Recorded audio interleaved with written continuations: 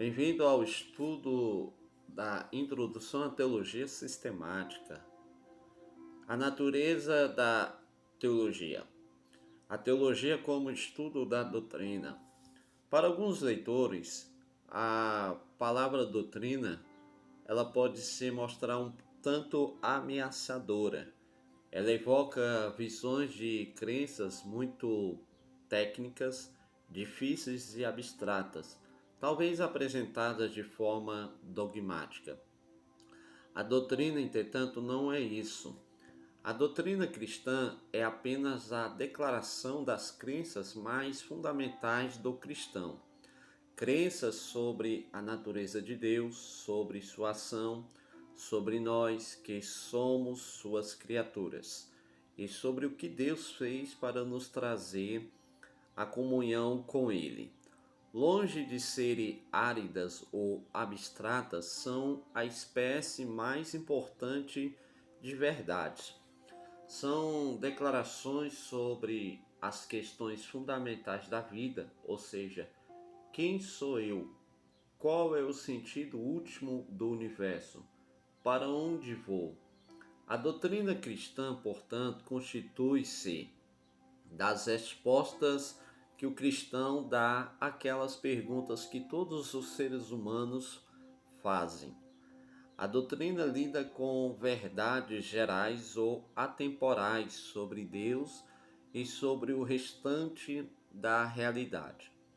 Não é apenas um estudo de eventos históricos específicos, tais como o que Deus fez, mas da própria natureza do Deus que atua na história. O estudo da doutrina é conhecido como teologia. Literalmente, teologia é o estudo de Deus. É o estudo, análise e a declaração cuidadosa e sistemática da doutrina cristã. Algumas de suas características irão nos ajudar a entender a natureza do labor teológico. Primeiro, a teologia é bíblica. Ela toma seu conteúdo principal das escrituras do Antigo e do Novo Testamento. Embora seja possível obter informações a partir do estudo da criação de Deus, ou do que às vezes é referido como o livro da obra de Deus, é primeiramente a palavra de Deus que constitui o conteúdo da teologia. Longe de ser árida ou abstrata, a doutrina cristã lida com as questões mais fundamentais da vida. Quem sou eu? Qual é o sentido último do universo? Para onde eu vou? Segundo ponto, a teologia é sistemática. Ela não examina cada livro da Bíblia separadamente, mas procura juntar em um todo coerente o que toda a Escritura afirma sobre dado tópico, tal como o pecado do homem. Terceiro, a teologia é elaborada no contexto da cultura humana. A teologia, especialmente em seu sentido mais avançado e técnico, deve relacionar os ensinos das Escrituras com os dados encontrados em outras disciplinas que lidam com o mesmo assunto em questão. Quarto, a teologia é contemporânea. O alvo do labor teológico é reconceituar verdades bíblicas atemporais de forma que sejam compreensíveis às pessoas que vivem hoje. Quinto, a teologia é prática. Paulo não expôs a doutrina apenas para informar seus leitores de modo que tivesse mais dados. Antes, ele pretendia que a doutrina exposta fosse aplicada na vida cotidiana. A doutrina da segunda vinda de Cristo pode, é claro, tornar-se objeto de especulação. Pessoas tentando determinar quando isso vai acontecer em relação a outros eventos. Paulo, entretanto, em 1 Tessalonicenses, no capítulo 4, versículo 16 ao 18, insta seus leitores a consolar uns aos outros com essa verdade.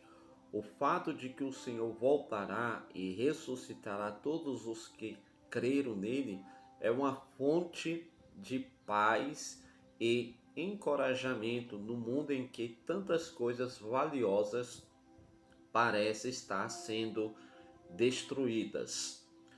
A necessidade do estudo da doutrina. Há de fato uma necessidade de estudar a doutrina? Não basta que eu simplesmente ame a Jesus. Para algumas pessoas, a doutrina não é só desnecessária, como também indesejável, podendo ser facciosa. Há, no entanto, algumas razões pelas quais tal estudo não é opcional. Primeiro, crenças doutrinárias corretas são essenciais no relacionamento entre o cristão e Deus. Assim, por exemplo, o autor de Hebreus disse: de fato, sem fé é impossível agradar a Deus. Portanto, é necessário que aquele que se aproxima de Deus creia que ele existe e que se torna galardoador dos que o buscam. Isso está em Hebreus capítulo 11, versículo 6. Também é importante para um relacionamento adequado com Deus é a crença na humanidade de Jesus. João escreveu: Nisto reconheceis o Espírito de Deus.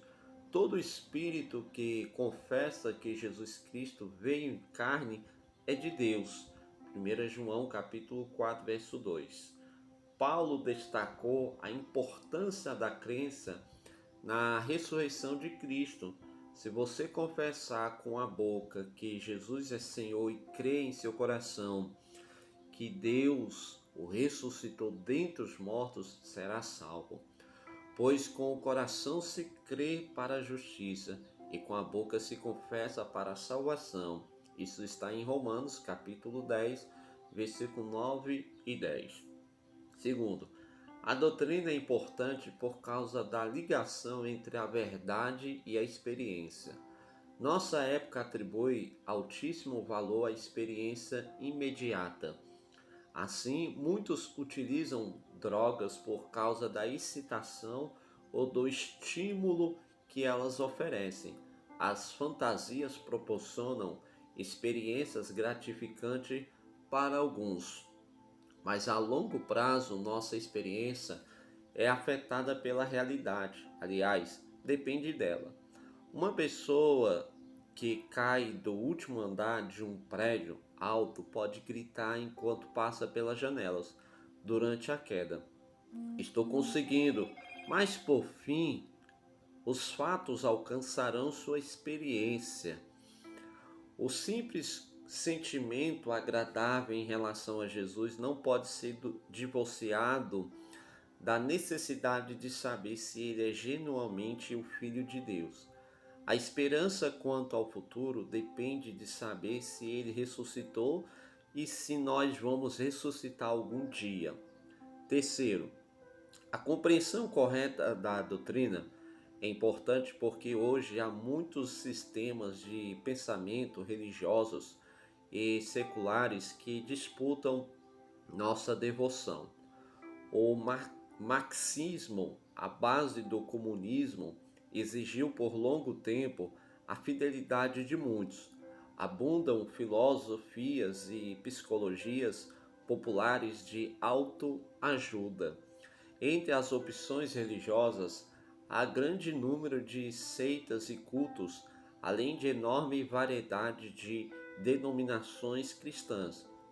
E religiões alternativas são encontradas não só em outros países, mas também possuem número significativo de adeptos nos Estados Unidos. Não se trata, portanto, de uma questão simples de saber se alguém deve crer, mas em que deve crer. Diz-se que a maneira de lidar com as várias alternativas é fazer uma refutação minuciosa e uma exposição sistemática de suas falhas.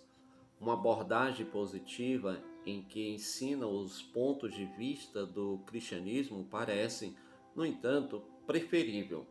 Essa abordagem fornece uma base para avaliações das posições alternativas. Pense como uma analogia que no treinamento de agentes para reconhecer dinheiro falso, o Departamento de Tesouro dos Estados Unidos não usa inúmeras notas falsificadas, mas sim os expõe continuamente ao dinheiro americano genuíno até que conheçam seu tato e aparência. No final, eles são capazes de detectar uma imitação, não meramente pela presença de elementos estranhos, mas também pela falta de elementos corretos ou alguma variação neles. Bem, no próximo vídeo nós estaremos falando sobre a teologia como ciência.